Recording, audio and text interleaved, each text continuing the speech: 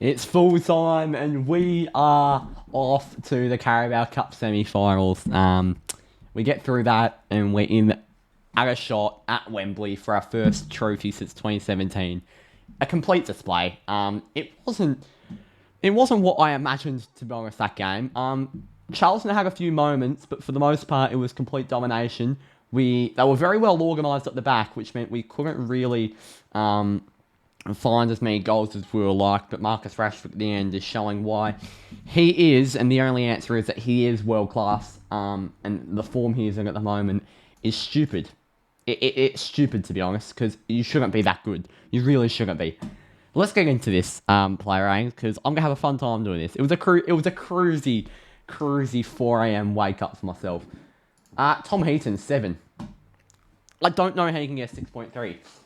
We've got to remember. So he won the FA Youth Cup with United in, I think, 2003 or 2004. This is his debut for the club at the age of 38. And it showed...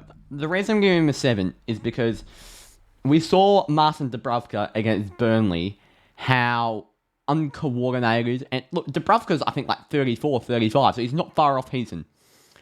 Dubravka, no matter how old he is, no matter how experienced he is, he was a shambles and he was a mess in front of a full Old Trafford crowd playing for Manchester United.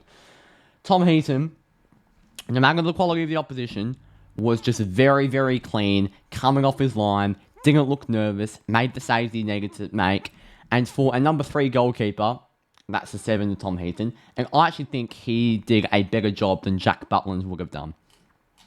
I'm going to give Delo a 7. I thought he was very good before he came off. Thought he was winning the ball high up the pitch really well. His aerial duels were good. Very clean with the ball. It's not hard to do for a lot of these players against a side like this, but it's a 7. Maguire gets a 6 for me. I don't think it's fair giving him a 5.2. He put a pass out of bounds for no reason. He did a few of his annual ping across the pitch balls for some reason.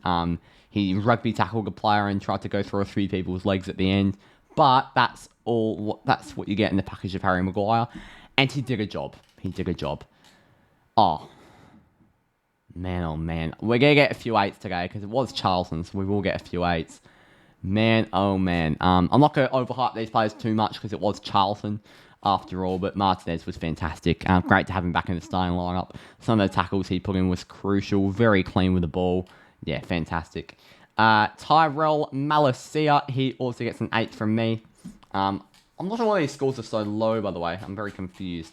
I thought Malacia also gets an 8 from me. I'm going to give a few high scores today because, it was Charlton. We did the job we needed to do. I thought he just controlled that left side so well. Won the ball back so many times. Vital attackingly.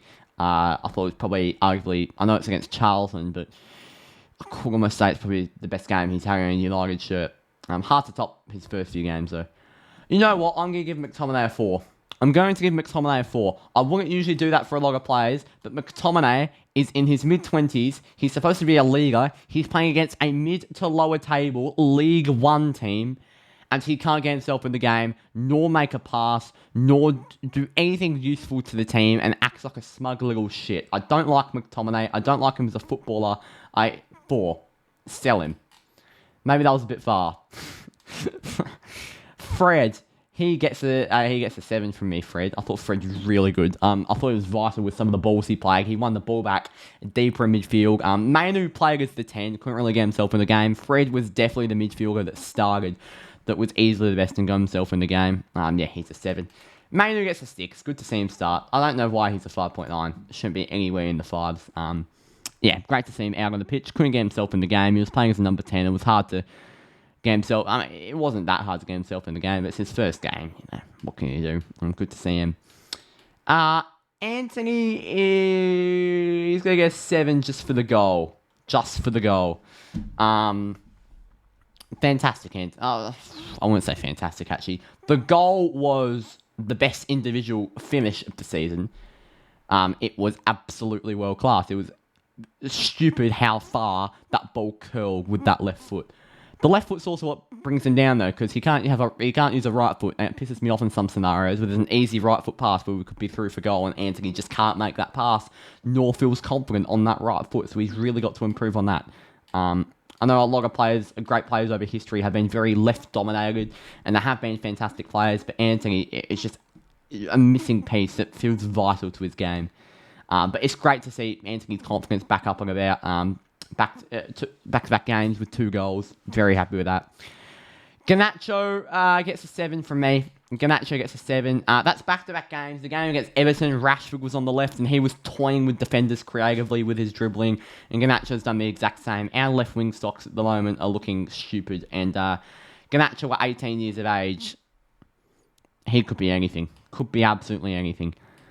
I'm going to give Alanga a 5. Not a 4. McTominay's experienced, and he knows the job he has to do and can't do it. Alanga, he gets a 5 because he wasn't very good. He was in a slight graveyard shift. A slight, because our wingers is where most of the thing were going on. He couldn't really get himself in very good positions. He isn't a striker, and it's mostly down to the board and the Glazers why Alanga's a 5, because we don't have a striker, and we have to play Alanga there, because we needed to rotate. And Martial wasn't even on the matchday squad, which always worries me. 5. Quickly about matchday squads. Delo's going off in the first half was definitely precautionary. I've got full faith he'll start against City. Yeah, I'm not concerned about that whatsoever. Wan-Bissaka, 7. Fantastic cameo from Wan-Bissaka, putting a few real crucial challenges, real clean on the ball, made a few great balls down the right to Pellistri. So yeah, really happy with the performance from Wan-Bissaka. He's man of the match, isn't he? Off the bench. Name me one other player, you could probably name a few, not many though, that could come on for 20 minutes and be man of the match. Some of the balls he played, it was like we didn't need De Jong or Eric. It was like De Jong or Eriksen was there, and it was Casemiro who was winning balls in the midfield, winning balls all over the pitch, putting killer balls through to Pellistri, Rashford, you name it. He ran down the wing at one point to put a ball in. He was doing everything. Has to be a man of the match off the bench for me. Doesn't have to be, because there's one other candidate. His name's Marcus Rashford. Eriksen's a 6. Didn't really notice him when he came on. Rashford, he also gets an 8. Very good. Very, very good. He gets a high score, which means Rashford's probably going to get man of the match. Rashford or Garnacho will get man of the match, according to this. 2 goals off the bench. He's just in ridiculous form.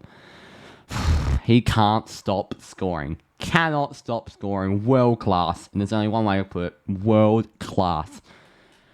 Pellistri, he's going to get an 8. For a cameo, he was on for a shorter time than Casemiro and Rashford.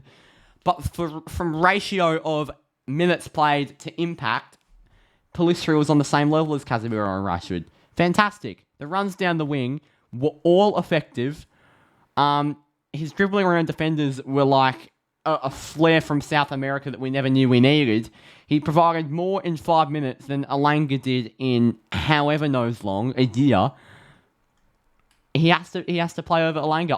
I said as soon as he came on, not only was it a miracle that he was on the pitch, but he has to take this chance to show Ten Hag what he's really about and why he is better than the Anthony Alangas, why he is better than the Amad Diallos. So I think Pellistri really showed his worth today, and I hope Ten Hag saw that. Ten Hag gets a 7 from me. We won. He rotated. Job done. Tick. Submit my vote. It'll be Rashford or Garnacho, I'd say. It'll be Rashford, won't it? It'll be Garnacho, fair enough. He was fantastic off the left, wasn't he? I'm giving it to Casemiro because... Another reason I'm going to give it to Casemiro is because that midfield with... Manu, you can't really count. He's the first ever game. Fred was good. But that midfield without Casemiro is bad because we need a holding midfielder.